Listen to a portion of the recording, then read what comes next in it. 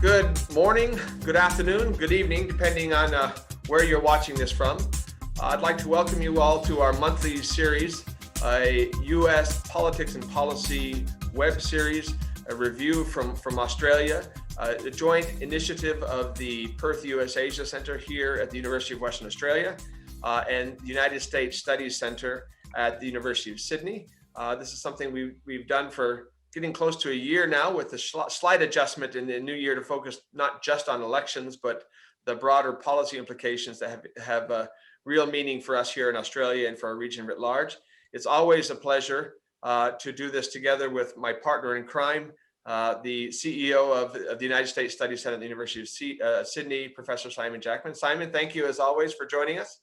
Our pleasure, Gordon. Always a pleasure to be collaborating with you guys and the team out in Perth, and especially I'll let you introduce our guests. It's a real treat that we're working together with Zoe Daniel today. It is indeed. Zoe has actually joined our program in the past with the difficult task of kind of moderating a rather ribald discussion with you and Mark Texter and myself. But this time, we're delighted to have as a special guest today, Zoe Daniel, a three-time foreign correspondent. She was the ABC bureau chief in Washington, D.C. from 2015 through 2019. She's previously a bureau chief in Southeast Asia and Africa as well. Her book, Storyteller, is probably one of the most gripping accounts of the role of a foreign correspondent, particularly given the variety of places in which you served, Zoe. At some point, we're going to have to ask you to compare your tenure in Washington during that particular era with your tenure in Southeast Asia and in Africa as well. But the reason we're especially delighted to have Zoe join us today is that just this week, she has published a book with Roscoe Wayland called Greetings from Trumpland. And so much of the conversation that we are having today is, of course, focused on the Biden administration and a fundamentally changed Washington, D.C. post-election, post-inauguration. And yet at the same time, we are reminded on almost every issue that we're going to address that there's a ongoing question about the people who voted for Donald Trump himself, the supporters of Trump. And so, as Zoe described it so well, greetings from Trumpland. Zoe, thank you so much for joining us today and your time. We really appreciate it. Yeah, it's great to see you again. Thanks for having me. Well, I think taking advantage of having you with us, I'll kick off the conversation with a question to you. You start off your book noting that to reject Trump as an anomaly or a blip in the political landscape would be remiss. You say to ignore his huge supporter base would be naive. Well, in this last week alone, we've seen two important indicators of that conclusion. There was the CPAC conference, the Conservative Political Action Committee, if I'm correct, conference, which was at the first post-presidency major speech that Donald Trump gave. That gave us a chance to assess Trumpland in the new era. And there was a remarkable occurrence just this week. For those of our viewers who don't know, the 4th of March was traditionally the day U.S. presidents were inaugurated. So there was among Trump's supporters this theory that on that day he would be reinstated to the presidency. And it was a serious enough of a threat that the U.S. intelligence community and the FBI themselves made specific warnings about it, and Congress decided not to sit. This was last night. So I'm curious, Zoe, if you'd help us understand, although you're not there, you're in Melbourne, Washington, D.C. today through the prism of the wonderful book. And again, the book is Greetings from Trumpland. Both Simon and I have got copies there, flanking us in the background. A fantastic read. I described it as something akin to a PTSD flashback because it seems a little bit too soon to delve back into it, but remarkably insightful. So thank you. Let me turn to you for your initial assessment of where we are today. Thank you. Yeah, so, I mean, I think there's two things that you've raised there, Gordon, CPAC and also the 4th of March, and what both of those things say about Donald Trump and whether he's truly gone away. And, you know, as you sort of intimated, the book makes uncomfortable reading on that front because plainly he hasn't. CPAC proved unequivocally that Donald Trump has not been cancelled by the Republican Party, that the cult of personality continues. Everyone would have seen those shots of the crowd standing and applauding him, and the response on social media as well, although obviously there was some negative reaction, but there was also an avalanche of positive reaction from people saying, yes, he's back. This is no surprise to me. The book that Roscoe and I have written really is based around our travels around the US. In 4 years there, I went to something like 44 states, and much of the time that we spent there, I spent in the so-called flyover states or the inland states, talking to people who voted for Donald Trump. So the book sort of attempts to set out just what motivated those people and who they are. And I'm not talking about the people on the fringes, you know, the horned men who stormed the Capitol at the start of January. I'm talking about those ordinary Americans who were looking for something different in this renegade politician, this anti-establishment person. And those people, when they saw him step up at CPAC, were ecstatic and had probably just been sitting, biding their time, thinking, well, when is he going to pop up again and in what form? Fully clear that he had not just disappeared. And then the second aspect, obviously, is that concern among authorities that he hasn't gone away either, and the security reaction that you've talked about in regard to March 4th. Thankfully, it doesn't seem to have come to pass that there've been huge crowds or violent protests on the streets in DC. But in my mind, that's partly because these particular groups aren't going to come out when they're expected to. What happened on January 6th happened in part because there was a lack of preparation or expectation around what they could achieve if they really pushed hard against those democratic structures. So, you know, when everyone's set and ready for them to pop up, they're going to stay away until they find another opportunity. That makes perfect sense. Simon, given your particular expertise on polling, I'm wondering if I could draw out one aspect of what happened at CPAC. There was a Wall Street Journal article just yesterday that indicated a straw poll done among attendees of CPAC found that only 68%, and I say only because it seems kind of strange in this context, of those attendees, wanted Donald Trump to run for president again. And then an even smaller number, only 55%, said they would support him as the nominee in 2024, which is a more specific question when you'd have to compare it, obviously, with other alternatives. So on the one hand, there's that rapturous kind of support that Zoe talked about. But when you get down to brass tacks, it's pretty remarkable that that type of an internal straw poll might have showed something a little bit different. I'm curious as to your take from CPAC and the trends that Zoe has so skillfully laid out. Sure, Gordon. And then I want to ask Zoe a question or two. Yeah, of course, jump right in. But thank you. Look, it's a weird number, isn't it, Gordon? As you said in your question, on the one hand, it sounds like a high number, but on the other hand, it's a low number. Let's deal with the high part, first of all. Who is Donald Trump? Donald Trump is a losing one-term US president.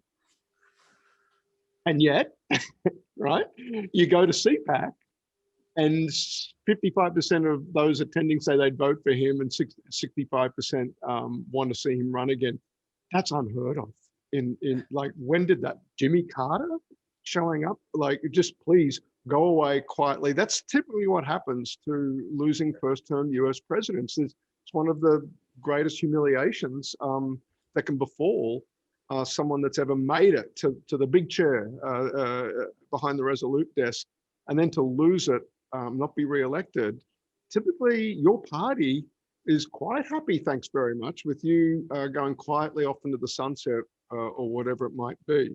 Donald Trump was never going to do that, and moreover, a huge part of the Republican base does not want him to do so.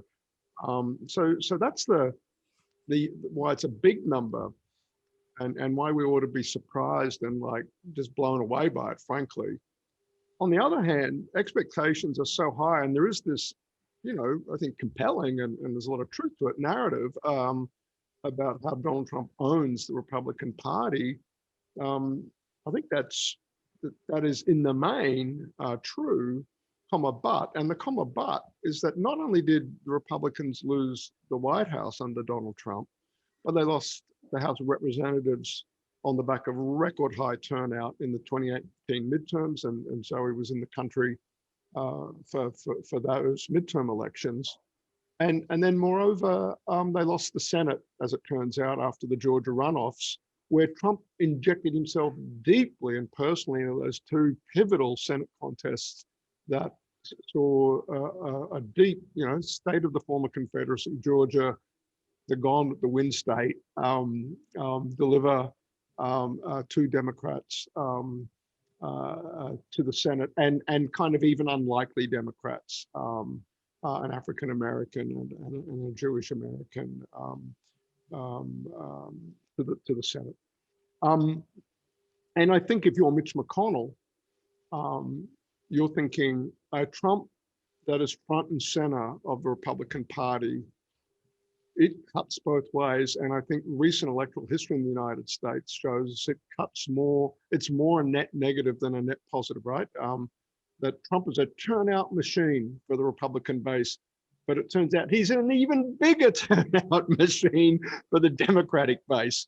And if you're the Democrats, you would love to see Donald Trump remain front and center in American politics on the margin. On the margin, I think, from a pure sort of Machiavellian electoral calculus perspective. And moreover, even if you're not Mitch McConnell, but if you're Ted Cruz, or you're Josh Hawley, or you're Marco Rubio, and you might like to run for president, you kind of wish this guy would not be a candidate himself. And indeed, I think that'll be the interesting dynamic, Gordon, over the next 2 years.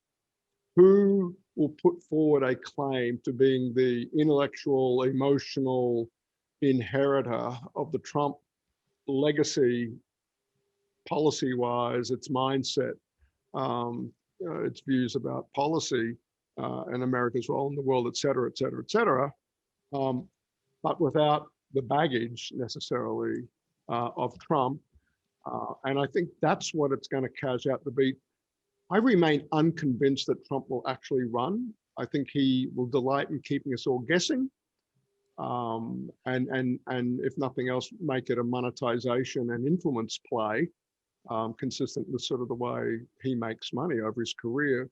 But I am far from convinced he will actually be on the ballot in Republican primaries, or even in the general in 24. So in this conversation, we want to obviously make the transition and move on and talk about the COVID response or the COVID relief bill, the Biden cabinet, et cetera. But there's a couple of other things I want to tease out first. And Zoe, based on Simon's comment, I wonder if I might come back to you.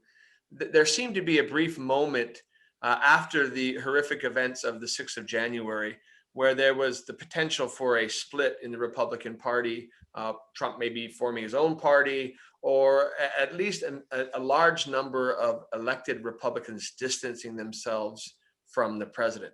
What we saw at CPAC was, with very few exceptions, them once again kissing the ring, coming back. Can you help us understand that dynamic? And then Simon, I'll let you in turn round back to Zoe with a couple of questions you've got before we move on. Sure. Yeah. So, I mean, there's a lot to unpack in what Simon said, and, permit me to be, quite conflicting in what I'm about to say, because, there's several ways of interpreting it. One thing that I would say about those numbers, the 68%, the 55%, is, okay, it's a CPAC straw poll. Who's at CPAC? Like, okay, I've seen it sort of described as a Trump-oriented crowd, but in my mind, the sort of archetypal Trump supporter is not at CPAC. Yeah. So, I feel like those numbers, and we know it's an unscientific poll anyway, are sort of quite wobbly. And that if you went out into the back Western Pennsylvania or Ohio or whatever and conducted the same straw poll, you might get a very different sort of percentage. Secondly, one thing that's happened, as we know, over the last couple of months is that Donald Trump's had his megaphone taken away in the form of his uncurated Twitter feed. So he's been kind of in no man's land, and he's sort of burst back onto the scene. One thing that I found quite interesting in CPAC was that I think only Fox ran the speech live. And, you know, this is a reflection of the US television networks trying to take a bit more control around, you know, uncurated, manipulative untruths being spouted on their networks. But that said, 31 million people watched the speech live on social media. So people were able to find it and people were able to watch it. So in terms of Donald Trump going forward, he will be thinking, how am I going to get my message out if I can't do it on Twitter, and what are my options? And it sort of says, well, it doesn't really matter if TV networks don't air him live, as they were throughout 2015, 2016, 2017, just giving him this huge soapbox. Perhaps he doesn't need that if he finds other ways. And then the third thing is that split in the Republican Party. And, you know, this fact that you saw huge antagonism towards him before he was nominated in 2016, then you saw a lot of those antagonists swallow their scruples and come in behind him, and then fall away from him again because of all of the manipulation around the result of the election and what happened on January 6th, and now come back in behind him again at this moment because they know they need to try to keep that base. I mean, in a way, I feel like this whole conversation about will Donald Trump start a new political party or not, and, you know, he's like a fisherman with a line on that, like, oh, maybe I'll do that. No, I'm not going to do that. Oh, maybe I'll do that. You know, just testing the reaction. Do I have enough support? No, I probably don't. I need to keep the Republican Party together. But then what does that mean for moderate Republicans, those who want to move forward without Donald Trump? And the fact that not only do you have a divided America where, you know, there are a huge number of Democrats and independents and people who just don't vote, who are massively angry with not only Donald Trump, but his supporters for sort of shelving so many of their ethics to vote for him for the sake of their own progress in various ways, and now sort of say, well, why should we even deal with you?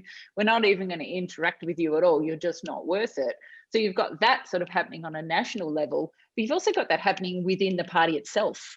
And it's a party that needs to keep that 74, 75 million plus base, as well as keep its more traditional base of support. I see very much that the GOP is at a hugely pivotal moment in its decision making around where to go from here. And just finally, you know, circling back to the poll very quickly, I mean, you know, it was a straw poll and I think only 3 people kind of registered, and Trump was 55 and the next one down was 21 and the third one down was 4. So even though it was only kind of just over the 50, it was still way ahead of any other option. So it's a question of, well, if you're not going to go with Trump in 2024, who is it? Who inspires people enough? You know, for me, if I can just chime in on here before going to you, Simon, of all the polls that we've seen, the one that's probably the most interesting in terms of what it says about where the Republican Party today was the blind vote that was held over whether or not Liz Cheney should maintain her position as the third in command, you know, Republican whip on the House of Representatives and the minority whip. And the reason that was so interesting is because on the one hand, it was just shocking that so few Republicans voted for impeachment. It is equally kind of shocking that so many of the Republicans that even after January 6th expressed their, you know, their, shall we say, extreme concern about what Donald Trump did in his role in the insurrection have all now come back and kissed the ring. But that's not necessarily an indication of where they are. And the Liz Cheney vote, which is, I think it was 67-33 or something, you know, almost 2/3, a little bit over 2/3 of Republicans voted to keep her on board, even though she voted for impeachment. It tells you 2 things. Number one, that, you know, there's probably 2/3 of the Republican Party who aren't necessarily Trumpist at heart, at least elected Republicans, but also that 1/3 are. And so if you're a Republican, again, once again, kissing the ring, it's not that you're necessarily supportive of these ideas, that you recognize that without them, without those from Trumpland, to go back to your book, they cannot win a national election or a state election. So it's a really interesting challenge that the party is facing right now. Simon, before we move on, let's go back to you for some comments. Yeah, sure. We're just going to say, without the voters from Trumpland, you can't win your primary, which is the first thing you've got to win. But with the voters from Trumpland, you may lose the general, depending on where you are, right? That's not the case in Texas, at least so far. Turns out it is the case in Georgia. And maybe Stacey Abrams, has as much credit to claim there as sort of the counter mobilization effects of Donald Trump. But this is the dilemma. These Republican members of Congress who were privately and in many cases publicly outraged by January 6th went home that weekend and got a big dose of reality that the people they're going to vote in their primary elections were still with Trump, in spite of what had happened to them and their colleagues and their staff and the Capitol Police. And so that moment lasted, by my count, 72 hours. It's a Mitch McConnell who's towards the end of his political career and has just been elected to a 6-year term in the Senate that can afford to stand up in the well of the United States Senate and criticize Trump, but would not vote to convict, and indeed voted with the motion purporting to rule the trial as unconstitutional to begin with. So it's very mixed business. I want to ask Zoe a really different sort of question. The book is written in the present tense. It's fantastic.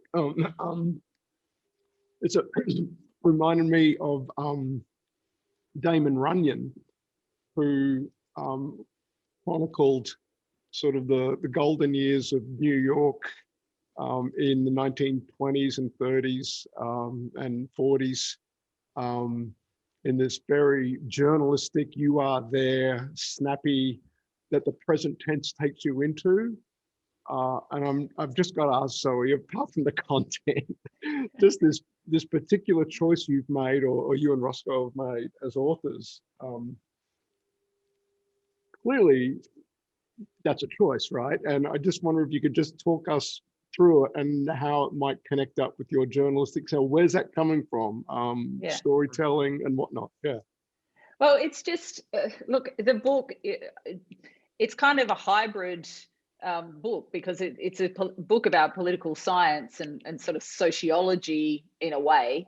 And there's a lot of dense subject matter in there. I mean, we talk about trade with China, we talk about foreign policy, we talk about Black Lives Matter, we talk about Me Too, and all the things, fake news. But it's woven largely through my experiences of traveling around the US and the people that I met. And I guess the aspiration is that although there's some really complicated things to digest within the book, that it's supposed to be immersive. It's like you're with me. Yes. And we, without giving too much away, but obviously we sort of start at the end in a sense because of the timing of the release of the book. So, and everyone knows what happened, so it's no mystery.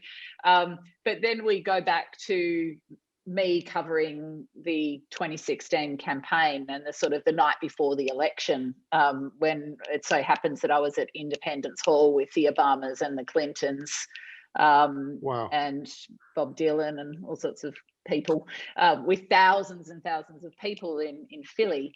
And so it's like, be here with me, and then let's take this journey together to meet these people and to try to understand their position. And, as I sort of alluded to at the start of this conversation, it's not a comfortable read. If you're a Trump supporter, it's going to infuriate you.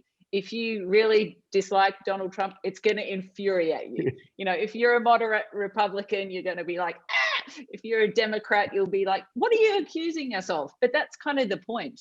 I mean, you know, we're not in happy times here. And I think, you know, just to sort of go down the rabbit hole of, we find it very difficult to actually talk to people who have opposing point of views to us. And obviously, you know, during that posting, 4-year posting, I spent a long time talking to people from all sorts of different political perspectives, white supremacists among them and others. These are difficult conversations. And so the idea of having it in present tense, in the first person, is like, okay, you're here with me. This is happening around us. And it does make it, I think, more pacey and more immersive and a bit more accessible because of that. I think it's a fantastic choice. One I'm envious of, the kind of writing I do as a professor or a think tanker. That's not really available to me. It was great to see it though. What is available to me though is a lot of survey data that we're going to be releasing with the Perth USAsia Centre on March 16 in Canberra, Zoe. And one of the things that comes through in the data dovetails with something you were just talking about, and I wanted to draw you out on.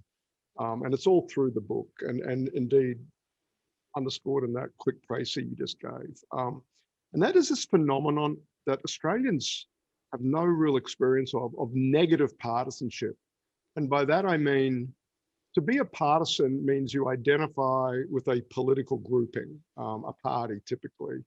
And you think, I am a Liberal person, I'm a Labor person, I'm a Democrat, I'm a Green, I'm a Republican, I am.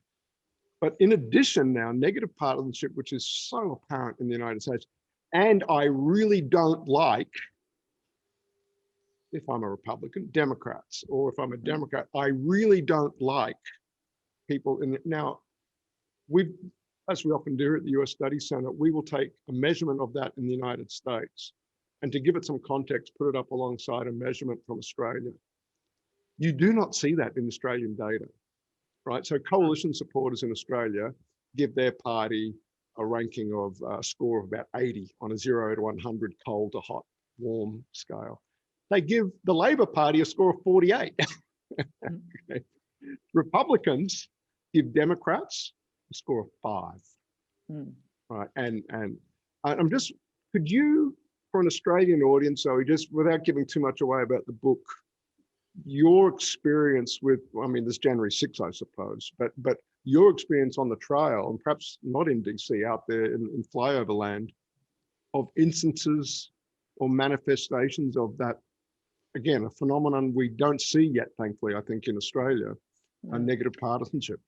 Yeah, well, there was a moment on election night, actually. I was at Hillary Clinton's glass ceilinged venue, and when it became very apparent that she'd lost the election in the early hours of the morning, that there were people sort of lying around on the floor in tears and such, and I was interviewing some of these people about their reaction, and one man who was visibly emotional said to me, you know, I just don't understand who these people are. I feel like our country's been taken over by aliens.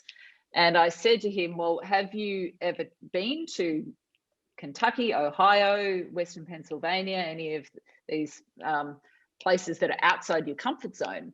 And he said, oh, no, I'm a New Yorker. You know, if I travel, I go overseas or I go to California. And it's kind of emblematic of not only an inability of people to talk to each other, but a lack of interest in doing that. And, you know, it goes, you know, fundamentally against the grain for me as a journalist, because I'm often sort of talking to people who have different perspectives.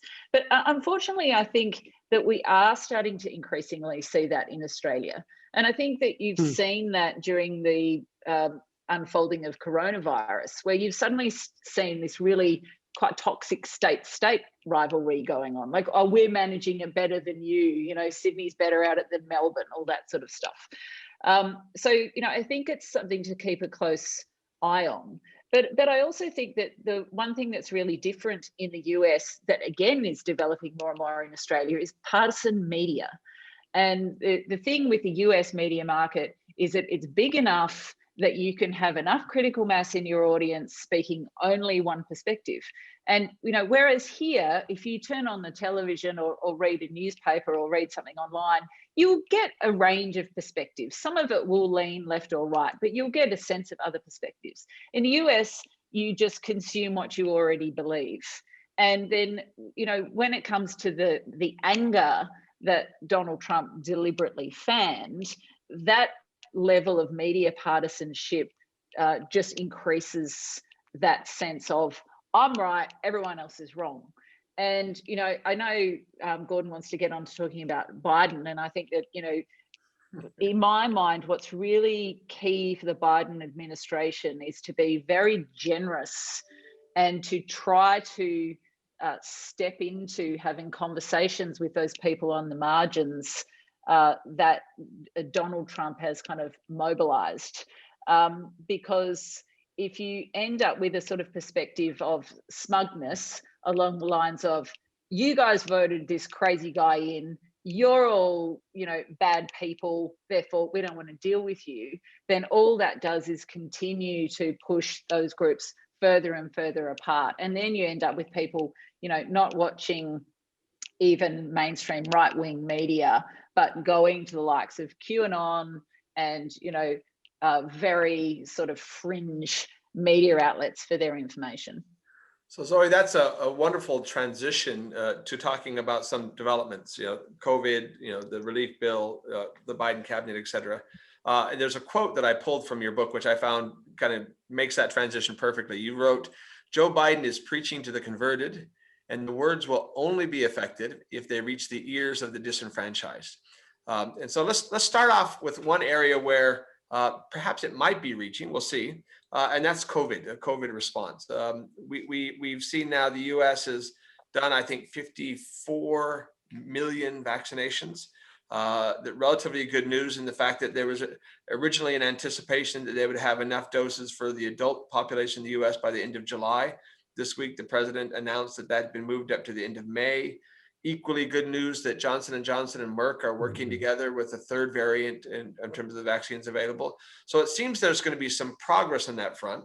Although, to go back to the conversation thus far, there's also some countervailing trends, right? You have Florida and Texas most prominently, very early on saying, okay, now it's time to remove our mask mandates. We've had to go to no one less than Dolly Parton, to make the case that people need to get that vaccine done. And they're trying to reach the ears of the disenfranchised who are hearing a very different story. So I'm wondering if we start with you again, Zoe, then go back to Simon, your take on the COVID response and its likely impact on the US more broadly, but also on Trumpland. Yeah, so I think, well, it's something to ponder is, how long does the success of a COVID response, assuming everyone is vaccinated by mid-year, last? Does that last to the midterms? That sort of Joe did a good job sort of vibe? Or in this incredibly fast-moving world that we have now, will COVID already be a distant memory by the time we get to the end of 2022? It's like, how long does that kind of stick for? The second thing is, already with the COVID relief bill, you've seen the pre-existing partisanship just pop up straight away.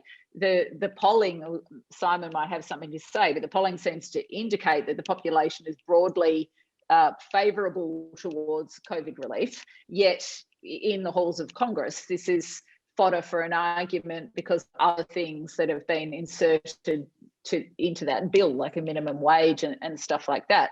So already you end up with Republicans saying, no, we don't want it. The Biden administration saying, too bad, we're going forward with it anyway. And it's sort of automatic split, even though Joe Biden has been elected on this platform of let's unify and work together. But, as I've sort of written in large words on my notes here, what is the actual strategy to achieve unification? How do you actually do that when you have all these people on the fringes and then you've got a split Republican Party and all the things that we've already talked about? And then, just popping up on CNN, for example, CPAC was described as liar-palooza, which kind of is in my mind is sort of emblematic of the way that the media kind of amps up those splits, those entrenched splits that not only exist. If you say, well, a government is representative of its people, that's what's happening in the US. You've got, this very divided population that can't kind of have a conversation to take each other forward. I have to say, as somebody who spent the better part of the last 30 years working on the Korean Peninsula, it was a bit jarring for me to hear you talk about, the necessity of the United States having a unification strategy. Simon, over to you. Any thoughts that you've got on that front? Yeah. The stakes of COVID relief couldn't be higher for the United States, for the world, for Australian national interests, and of course for the Biden presidency. It's all about COVID. If he is a success in getting this package through, if he hits those 100 million jabs in the first 100 days, if the US economy is recovering, his presidency will be judged almost solely on the back of that as a success. If the package cannot get through the Senate for whatever reason, which I think is highly unlikely, a form of the package will get through, but the stakes couldn't be higher. And for that reason, I think they found a way to take the minimum wage out. That mansion of West Virginia, the most conservative Democratic senator, it's a 50-50 Senate. So that 50th Democrat on the left-right spectrum has immense power. So this was always going to get through. The only question is in what shape. And they will declare victory. They have to. The Biden presidency turns on it, but much else does too, as I just alluded to. Australia and needs an America with its mojo back, number one, not just in a soft power sense of prestige and a self-confident United States governed by a president that has a lot of political capital at home. All those are really important for the view of the United States as a competent power, but also the economic recovery is important in its own right as a way of getting the US back on a pathway to generate the spending it needs to realize the ambitions it's got for competition and manage decoupling with China, all of that stuff in the foreign policy, defense, security realm, where Australian equities are playing and front and center. All that is backed up behind COVID recovery as well. So the stakes just couldn't be higher. They're unfathomably high. And I think too big to fail almost comes to mind. They will find a way to get this through the Senate. But I'm very pessimistic about much else getting through. I think Republicans, and this is picking up on Zoe's observation, Republicans learned from 1994 and from 2010 that there's little downside politically to opposing. You hold back the policy advances that the Democrats wanted, and 94 was the midterm after Bill Clinton's election in 92, and 2010 was the midterm after Barack Obama. The parallels, as we say in this report, we're going to release in Canberra on March 16th. There are many, many parallels with 2008, the crisis the United States was in after the Great Recession. Biden was Obama's vice president. And I think the lesson learned is the Republicans are going to give you nothing. So you just have to go hard while you can. And because you'll pay policy compromise, it's just bad policy from their perspective. And there was no political upside at the end of the day for Democrats at the 2010 midterms. So they're going hard on COVID. They found a way to get it through as a budget act so they don't have to get 60 votes, but they have to get 50. And so the Senate parliamentarian, I think, very helpfully said that minimum wage can't be part of COVID relief. I think that's a much easier package now for 50 Democrats to vote for. That said, they are looking and buying some insurance it wouldn't hurt to have a Mitt Romney vote or a Susan Collins vote. You know, the most left-leaning or moderate, if you will, Republican, or two of them. There's a little bit of insurance in case they do lose on final passage on some key amendments. And again, that has to be managed too. You'd really love that to come up for a straight up or down vote. Take it or leave it offer for those 50 Democrats and hold the party together. But it exposes this whole thing, just how delicate Congress is at the moment, and just the severe constraints that's going to put on other elements of Democratic legislative ambition right now. I think everybody's expectations about what might be possible, they have to be tempered.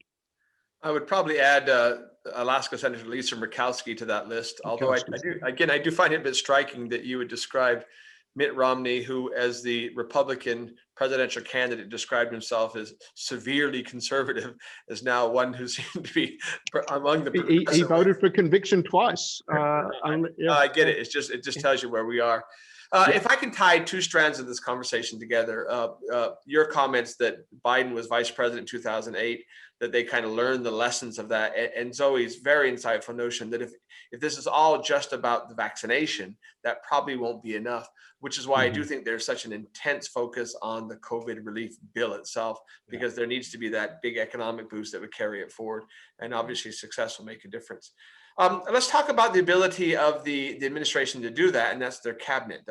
Of the 16 cabinet level positions, I think there has been all but 6 now confirmed. So it's actually, I think there was 11 of the 16 have been confirmed, but at a pace much slower than normal. Obviously, impeachment had something to do with that in terms of process. I'm kind of would like to get your assessment. Maybe we'll start with you on this one, Simon. Obviously, for an Australian perspective, the key posts of defense, of state, of treasury went quickly. There was very quick outreach to Australia from those positions. The vice president herself just had, by all accounts, what was a very good conversation with our prime minister yesterday. Would you give your assessment of the Biden cabinet, its rollout, and the manpower they've got to address these problems that you've so eloquently laid out? Agreed with your assessment on the pace, but that's probably more to do with the Senate and its calendar and how delicate things are up there than it is with the people. And the people who've been nominated are uniformly really impressive. We did a lunch with Joe Hockey here in Sydney a couple of days ago. He's on his way back to the States next week. So we did a check-in with Joe. He's gracious to give us an hour of his time. And so I'm throwing Joe under the bus with this quote, but Joe said, who would have thought that there's no compromise between diversity and quality? I go, well, good on you, Joe. I'll lay that one at your feet, mate. But it's true. It's a diverse group, as Biden promised it would be, and the quality is superb. There are women serving as Secretary of the Treasury, as Director of National Intelligence. Some really key posts have been filled by women. We have an African American as the Secretary of Defense. The Blinken, the Secretary of State announcement, I think has been really well received around the world, but especially here in Australia. And every speech is just so polished and perfectly weighted and calibrated. I think doing a really sterling job of articulating sort of a forthrightness with respect to China, but being very precise about what were the words from the most recent speech, collaboration with China when we can and confrontation when we must. Those are the words from Blinken's speech yesterday. The other thing is just the national security team, Gordon, Kurt Campbell as coordinator for Asian affairs. Indo-Pacific Czar, that's the term. Indo-Pacific Czar. Indo-Pacific Czar is the shorthand. And Jake Sullivan as National Security Advisor. Australia, I think, couldn't have hoped for a better team in terms of the attention and mindfulness of Australia being on the front lines with respect to the big geostrategic issues confronting the Western democracies, if you will, at this time. It's a strong outcome for Australia. Look, I'll leave it at that. I was going to also, but the thought escapes me now because I've been prattling on for too long. Well, there's an element by and large, a set of folks that I think from an Australian perspective, it's very hard to take issue with. So Zoe, I want to go back to you on this. So thus far, of the 16 cabinet nominations, only one has been pulled, and that was Neera Tanden, who had been nominated to be the head of the Office of Management and Budget. And that obviously was over her mean tweets. And one would have thought that if there was one area, the bar might have been lowered in the United States over the last 4 years in political discourse, but obviously not. Clearly that has something to do with it. Can you give us your assessment of what Simon was describing as the difficulty of maneuvering these things through a 50-50 Senate? Well, look, in regard to Neera Tanden, I find it absolutely extraordinary that she had to bow out because of the tone of her tweets, given the kind of tweeting that we've seen over the last 5 years. I mean, it is very interesting, isn't it, that when you're someone like Donald Trump, you can kind of say whatever you want and it just washes over. I mean, you know, his line that he could stand in the middle of Fifth Avenue and shoot someone and he'd get away with it is kind of true in that sense. In regard to the cabinet, I agree with Simon that, you know, there's some incredible people in that group.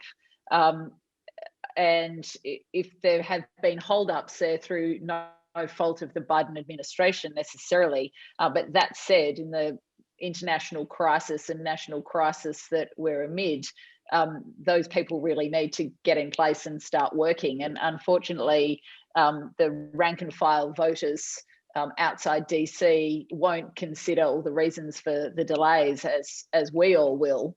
They'll just be thinking, what on earth are they doing and why don't they get it moving? And then when you see the COVID relief bill kind of mired in the Senate, and I'm in agreement with Simon that I'm sure it'll get through in some form, but you know, today we have a demand that the entire bill get read, which will delay everything by a couple of days, which, you know, I just think for the average person is a symbol of the way politics operates, that it's about politics and it's not about humanity and people.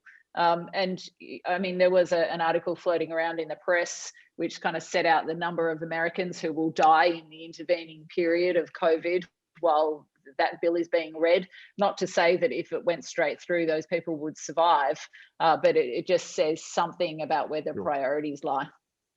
Now, there's a bit of an imbalance politically there for Republican messaging. One of the core anthems of being the inefficiencies or ineffectiveness of government. You know, slowing down that process proves your point. And tearing things down is always a lot more difficult than building things up. And so one of the real challenges the Biden administration faces is they've got to prove that government can work, that it can do good things. And again, this is where I fully agree with Simon that at least for this first year of the Biden presidency, it's COVID, COVID, COVID. If they don't get this right, then nothing else really matters in that process.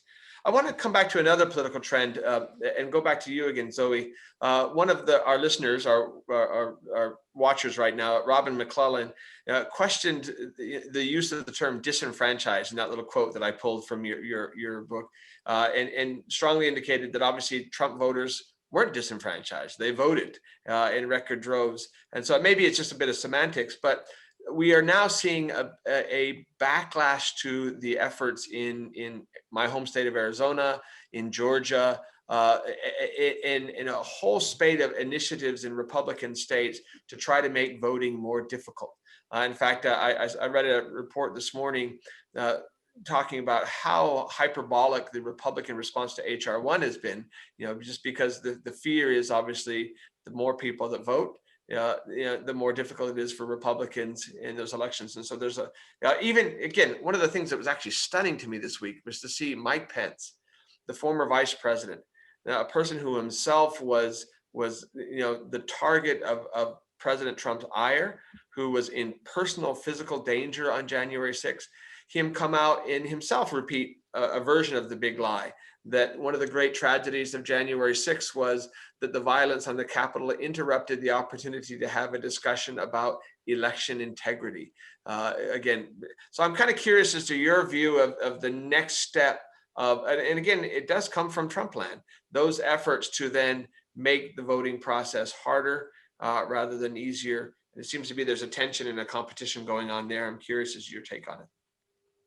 Well, yeah, I mean, there is a tension and a competition there, and it's nothing new, as we know. I mean, and I think in regard to Mike Pence, he's executed some pretty interesting moral gymnastics over the last few years to survive being Donald Trump's vice president. But, in regard to people being disenfranchised, perhaps they're not in the true sense of the word disenfranchised now, but they certainly felt disenfranchised back in 2015, 2016, when they kind of entered this fray. And then in a sense, once they've entered the fray and had the power, then it becomes much harder for them to relinquish it again. I mean, maybe Simon's better to talk about these issues around limitations on voting and all those sorts of things, like deliberate stifling of voting. But one thing that I think has become evident over the last few months is that sort of finally that's been called out and exposed for what it is, even though everyone knew it had been happening for so long. And it sort of came to the fore so that the average person has become much more aware of what manipulation is going on in the background there. Perhaps that was sort of one positive manifestation of Donald Trump calling into question the election process and the voting process, in that there was a lot more focus on exactly what was going on. And, perhaps we'll see some real change in that regard. So Simon, there is an argument to be made that the elections truly were unfair, that they were rigged, but they were rigged in favor of Donald Trump and the Republicans. And there's obviously some very serious efforts ongoing to make that even more so, to help perpetuate minority rule, if you will. You have spent a lot of your academic career working on these issues, including testifying and gerrymandering in other cases. I wonder if you might give your take on this. Yeah. It's pretty clear, and I've said this on previous webinars, Gordon, came up multiple times last year ahead of the election, in a way that Australians, I think, just in a regime of compulsory voting and within Australian Electoral Commission that's largely non-partisan, almost completely non-partisan. It's hard for Australians to recognise that the struggle for voting rights goes on in the United States, that it is something, although guaranteed constitutionally in the United States Constitution and even in state constitutions, but just how much leeway states and counties have with the nitty-gritty of voting, that is registering to vote, where you vote, the methods by which one votes, all of that.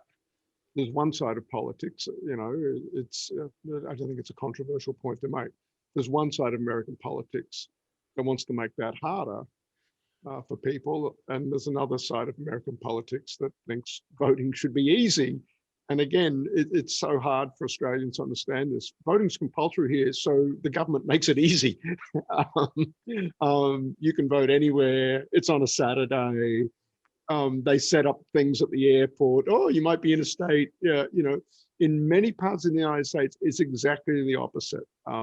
You have to really struggle to get on the roll, to stay on the roll, to know where your polling place, and you have to go to your polling place on the day.